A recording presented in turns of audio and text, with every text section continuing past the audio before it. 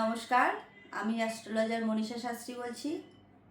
এই পৃথিবীতে সবাই চায় সুখে শান্তিতে বাস করতে, কিন্তু অনেক সময় দেখা যায় যে সেটা সম্ভব হয় না।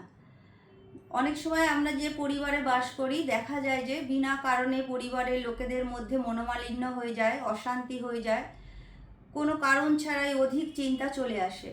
তারপরে অনেক এমন দেখা যায় যে যে হওয়া কাজগুলো হতে হতে শেষ পর্যন্ত আটকিয়ে যায়।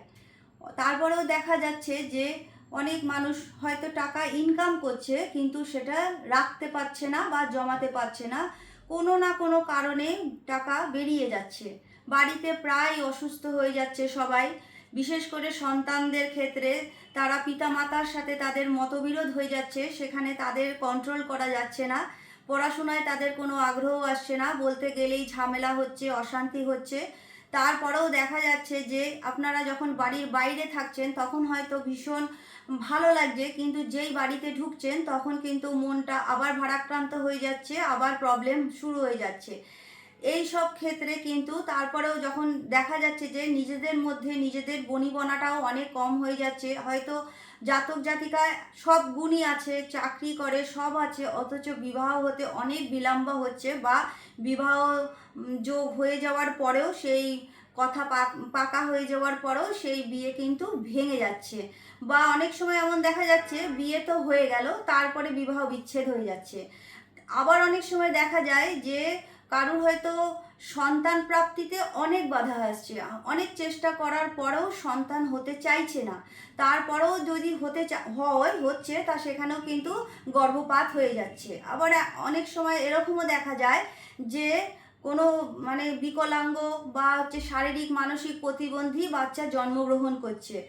বাড়িতে সব সময়, যেটা অনেক সময় দেখা যায় কিছু কিছু বাড়িতে যে যেমন অকারণে অশান্তি হয়, আবার দেখা যায় বাড়িতে কারুর হয়তো আনন্যাচারাল ডেথ হয়ে যাচ্ছে, বা কোনো না কোনো কারণে দুর্ঘটনা ঘটছে বারবার ওই বাড়িতে, বা কোনো সময় দেখা যাচ্ছে যে বিনা কারণে আপনাদের আইনি ঝামেলা, পুলিশি ঝামেলায় পড়ে যেতে হচ্ছে, যেটার কোনো কারণ নেই। তা যখন আমাদের যখন এই সব সমস্যাগুলো আমরা দেখতে পাই, অনেকের হয়তো সঠিক ডেট অফ বার্থ নেই, বা অনেকের রাশিচক্র জানা নেই, টাইমটাও সঠিক জানা নেই, সেক্ষেত্রে যদি ধরুন এই সব সমস্যাগুলো আপনাদের সাথে ঘটছে, তখন জানবেন যে আপনাদের রাশিচক্রে কিন্তু পিতৃদোষের কারণে এই সব ঘটনাগুলো ঘটছে।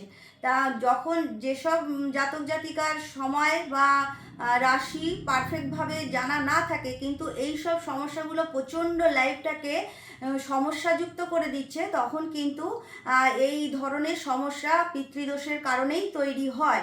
এবার যাদের রাশিচক্র আছে তা সেখানে কিন্তু দেখা যাবে যে রবি আর রাহুর কানেকশান পঞ্চমে থাকলে, বা রবি আর রাহুর কানেকশানটা যদি নবমে থাকে, এই ক্ষেত্রে কিন্তু পিতৃদোষ তৈরি হয়।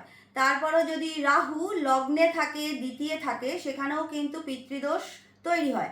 তারপরেও যদি পঞ্চমে নিচস্থ চন্দ্র শনি দ্বারা যুক্ত থাকে, বা চন্দ্র কেতু দ্বারা যুক্ত থাকে, রাহু দ্বারা যুক্ত থাকে পঞ্চমে বা একাদশে নিচস্থ চন্দ্র, এটা কিন্তু ভীষণভাবে পিতৃদোষের কারণ হয়ে যায়। সেখানে কিন্তু কাজ চলতে চলতে কাজ বন্ধ হয়ে যাওয়া, টাকা লসেস হয়ে যাওয়া, তারপরেও মান সম্মান যে কোনো কারণে হানি হয়ে যাওয়া, যে কোনো দিক থেকে বড় বড় সমস্যা চলে আসা, এগুলো কিন্তু ভীষণভাবে দেখা যায়। তারপরে এই পিতৃদোষ কখন উৎপন্ন হয়, যদি আপনার রাশিচক্রে রাহু, রবি, তারপরে হচ্ছে শনি, এই তিনটে গ্রহ দৃষ্টি বিনিময় করে, বা অশুভ নক্ষত্রে থাকে, তাহলেও কিন্তু এই পিতৃদোষ দেখা যায়। তা সেই সব ক্ষেত্রে পিতৃদোষের কারণে যেই সব সমস্যাগুলো হয় আমি বললাম, সেগুলো যদি আপনাদের সাথে হয় তাহলে কিন্তু আপনারা অবশ্যই প্রত্যেক একাদশীতে আপনারা যদি একটু গীতা দান করতে পারেন খুব ভালো হয়, বা গীতা দান করা তো খুবই ভালো। এই পিতৃদোষ থাকলে গীতা দান করলে অনেকটাই উপকৃত হওয়া যায়। তারপরেও আপনারা বিষ্ণুর সহস্র নাম পাঠ করতে পারেন। তারপরেও আপনারা প্রত্যেক দিন ওম নমো ভগবতে বাসুদেবায় 200 বার করে অন্তত এই মন্ত্রটা আপনারা পাঠ করবেন। এতেও কিন্তু অনেকখানি সুফল পাবেন।